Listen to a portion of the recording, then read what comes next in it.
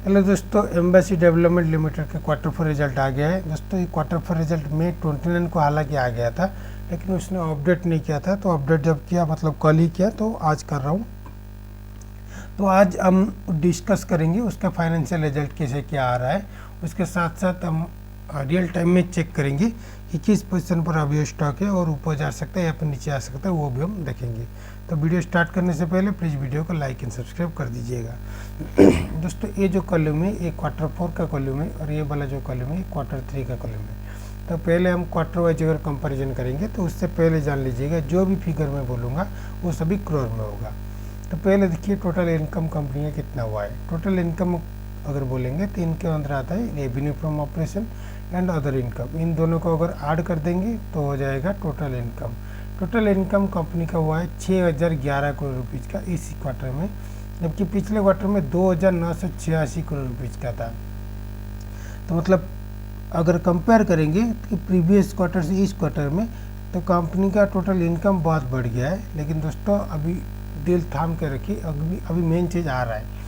देखिए जब एक्सपेंसेस की बात किया जाए कि कंपनी का कितना खर्चा हुआ है, खर्चे के अंदर लैंड मटेरियल कॉन्ट्रैक्ट आ गया, एम्प्लॉय बेनिफिट आ गया, फाइनेंशियल कॉस्ट, इन सबको मिलाकर क्या बोलते हैं टोटल एक्सपेंसेस मतलब टोटल खर्चा कंपनी का कितना हुआ है। टोटल खर्चा कंपनी का देखिए इस क्वार्टर में हुआ है 6233 करोड़ रुपीज़ का। दोस्तों देखिए इनकम आपका हुआ है 6011 करोड़ रुपीज़ का, और खर्चा आपका हो गया 6233 करोड़ रुपीज़ का। तो आप मान के मतलब क्या ही देखिएगा। तो जबकि प्रीवियस क्वार्टर में देखिएगा तो 2942 करोड़ रुपीज़ का था। तो अभी अगर टोटल एक्सपेंसेस बढ़ गया है, मतलब खर्चा बढ़ गया है, तो क्या मतलब लॉस ही हुआ, क्योंकि टैक्स ही कुछ देगा क्या, वो मतलब लॉस ही हो गया। तो क्या करेंगे, तो लॉस अगर देखेंगे तो कितना हुआ है 501 करोड़ का लॉस हुआ है इस क्वार्टर में। जबकि प्रीवियस क्वार्टर में देखिएगा तो 43 रुपीज़ का प्रॉफिट हुआ था। लेकिन इस साल मतलब इस क्वार्टर में 501 रुपीज़ का लॉस हुआ है। तो रिज़ल्ट इतना अच्छा नहीं आया है। तो ये तो क्वार्टर वाइज रिजल्ट है। अगर ईयर वाइज देखते हैं दोस्तों, देखिए ये वाला जो है 2025 का है, और ये वाला जो है 2024 का रिजल्ट है। 2025 में देखिएगा 21,967 करोड़ रुपीज़ का हुआ था, जबकि टोटल इनकम 2024 का 10,877 करोड़ रुपीज़ का हुआ था। वैसे टोटल खर्चा देखेंगे तो इस साल 21,166 करोड़ रुपीज़ का हुआ है। तो आपका अगर प्रॉफिट हो जाएगा तो 523 करोड़ रुपीज़ का प्रॉफिट है, ईयर वाइज में दिखा रहा हूँ। लेकिन अगर 2024 का देखेंगे तो 14,806 करोड़ रुपीज़ का हो गया था। तो मतलब एक क्वार्टर वाला रिजल्ट जो ऐसे आ रहा है ना, तो ऐसे ही ईयर वाइज आ रहा था 2024। मतलब 2024 का देखिएगा खर्चा बढ़ गया था इन कंपेरिजन टू इनकम। तो टोटल ये जो लॉस हो गया कितना हो गया 3,928 का लॉस हो गया। तो इसलिए देखिएगा ईयर वाइज अगर कंपैरिजन करेंगे तो ईयर वाइज हाँ रिजल्ट अच्छा आया है। तो पॉजिटिव तो आया कुछ, मतलब सब तो नेगेटिव ही आ रहा था, लॉस में ही आ रहा था। प्रॉफिट ही सही 523 करोड़ रुपीज़ का, लेकिन आया तो सही। तो अगर क्वार्टर वाइज देखेंगे तो क्वार्टर वाइज भी लॉस दिया है। तो दोस्तों ये 501 करोड़ दिया है, वो 501 एक्चुअली भी है भी नहीं, क्योंकि देखिए अगर टैक्स की बात करेंगे यहाँ पर करेक्ट टैक्स देखिए, करंट टैक्स क्या ही देगा, नहीं दे पाएगा। तो इसलिए इसको डिफर टैक्स बोलते हैं। मतलब टैक्स तो देगा लेकिन कुछ देर बाद दे ही देगा, क्योंकि वो लॉस ही हुआ है, प्रॉफिट तो नहीं हुआ है कि दे देगा। तो इसे आप देख के चलिएगा।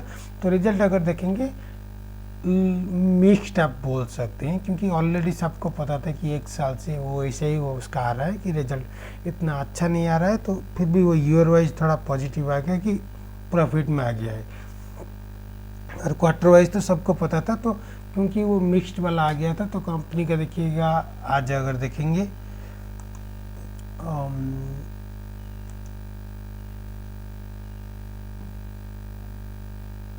अच्छा ये जो वाला है जो 4.26% वो ऊपर चला गया था। तो अभी हम देखते हैं रियल टाइम में कि किस पोजीशन पर अभी वो है, और वो ऊपर जा सकता है या फिर नीचे आ सकता है, या फिर क्या करना चाहिए वो भी हम देखते हैं। दोस्तों देखिए अभी रिसेंटली देखिए 156 ये वाला जो लाइन है 156 से यहाँ पर भी गया था और यहाँ पर भी गया था। अभी वो 156 से लगातार वो गिर के कहाँ पर गया था 89 पर चला गया था। और मैंने बोला था भी आपको 90 तक भी कभी कभी जा सकता है, तो वो भी वो हुआ।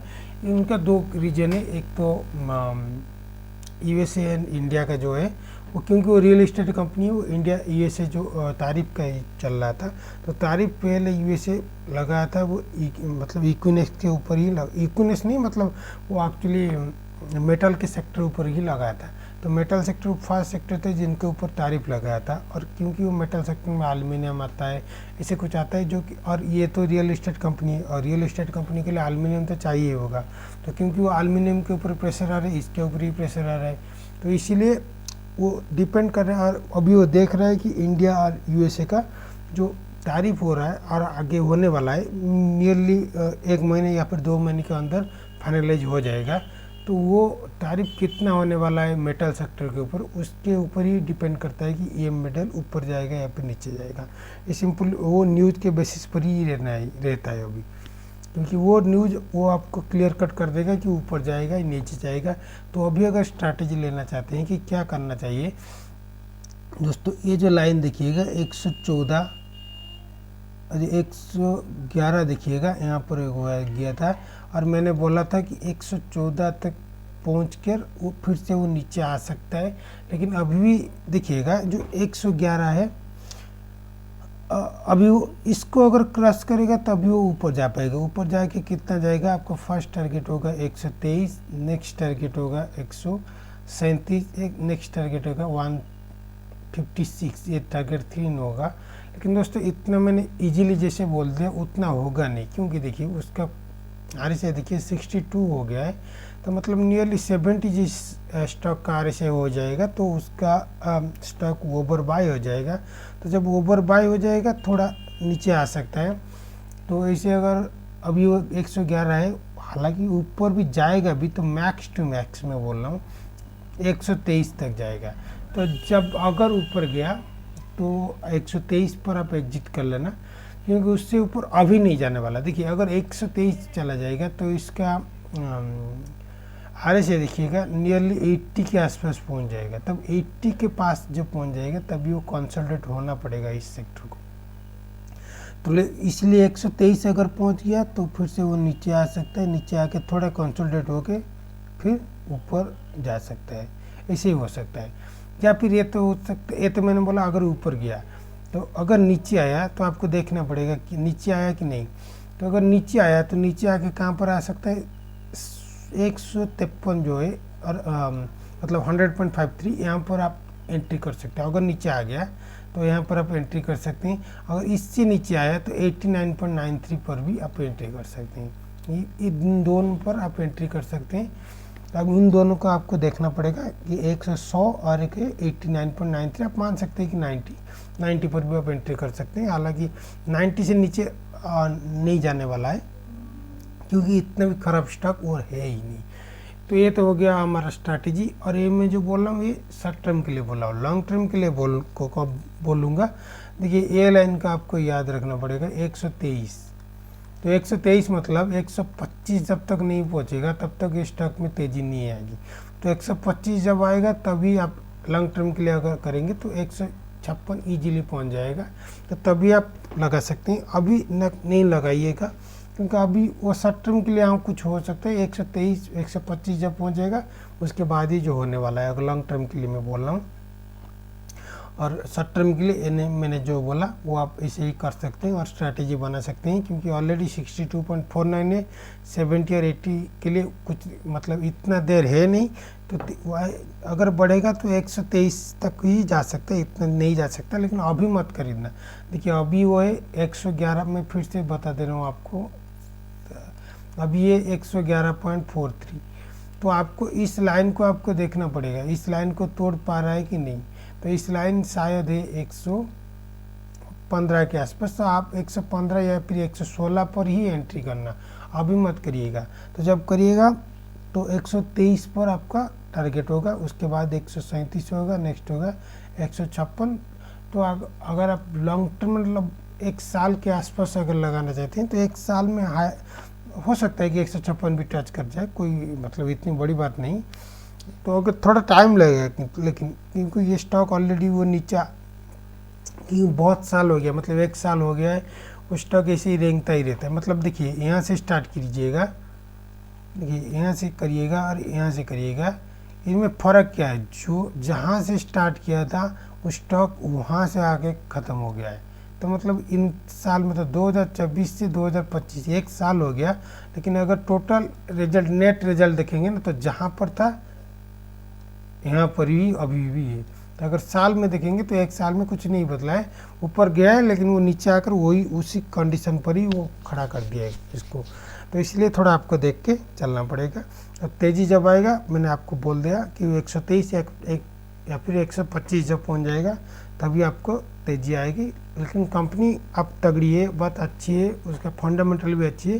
वो सिर्फ अभी वो वेट कर रहा है कि यूएस या इंडिया का जो तारीफ है उस तारीफ का रिजल्ट मतलब कितना लगेगा पता नहीं, क्योंकि अब वो ट्रम्प तो कुछ भी बता दे रहा है। मतलब अभी वो 2-3 दिन पहले बोल रहा था कि एप्पल अगर इंडिया में कराएगा तो 25% में तारीफ लूँगा। तो इसी कुछ भी मतलब बता देता है, तो पता नहीं एग्जैक्टली। तो इसलिए सब भी डरे हुए रहे और रिजल्ट भी इतना मतलब माइनस में ही आया है। तो कुछ भी पॉजिटिव नहीं है, सिर्फ एक ही पॉजिटिव है कि ईयर वाइज बेसिस पे वो उसका प्रॉफिट आया है। हालांकि प्रॉफिट भी इतना मार्जिन नहीं है, क्योंकि उसका डिफर टैक्स उसको देना पड़ेगा। डिफर टैक्स मतलब टैक्स बाकी है जो वो भी देना पड़ेगा, ऐसा नहीं कि देना नहीं पड़ेगा। हाँ, करेंट टैक्स उसका नहीं है लेकिन डिफर टैक्स है, मतलब वो भी उसको देना पड़ेगा। तो पॉजिटिव सिर्फ यही है कि अब रिजल्ट से कि इस ईयर में अगर ईयर वाइज अगर कंपैरिजन करेंगे तो पॉजिटिव आया है, इतना ही वो मतलब पॉजिटिव है, और कुछ पॉजिटिव नहीं है। तो देख के थोड़ा आराम से चलिएगा, कोई बात नहीं। और या फिर अगर पूरा आप रिस्क फ्री होना चाहते हैं तो दोस्तों 100 आएगा या फिर 89 और 90 आएगा। मैं बता दे रहा हूँ, 100 आएगा या फिर 90 आएगा, इन दोनों में आप एंट्री कर दीजिएगा, कोई बात नहीं। रिस्क फ्री में बोल रहा हूँ, वो शायद हो सकता है कि थोड़ा ऊपर हो के नीचे आएगा या फिर नीचे आएगा, लेकिन आएगा 100 आएगा, 90 भी आएगा। उसके बाद रिबाउंड भी होगा, रिबाउंड होके ऊपर भी जाएगा, ये भी श्योर है। लेकिन कब होगा ये थोड़ा टाइम लगेगा। एग्जैक्टली तो मैं मतलब ज्योतिषी नहीं हूँ कि एग्जैक्टली किस दिन में बोल दूंगा, लेकिन आएगा ज़रूर, मैं ये बता रहा हूँ। और मैं आपके उस हिसाब से अगर चलिएगा तो कोई बात नहीं, टेंशन मत लीजिएगा। ओके, अगर वीडियो अच्छा लगा प्लीज़ लाइक एंड सब्सक्राइब कर दीजिएगा। धन्यवाद।